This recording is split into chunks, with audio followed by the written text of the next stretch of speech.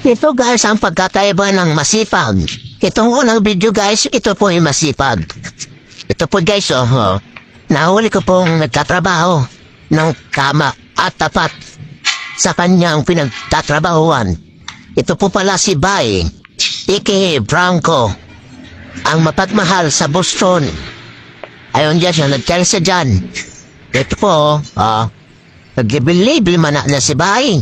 Sa manabay, ito naman guys ang pagkakaiba ng nahuli ko yan, si Insan guys.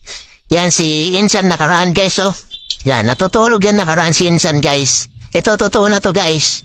Ito ang magandang desisyonan guys kung paano ang gagawin kay Insan o kay Padi. Guys, anong magandang gawin kay Padi? Please, comment kayo sa comment section. Kung anong maganda ang gawin kay Insan, aka Padi,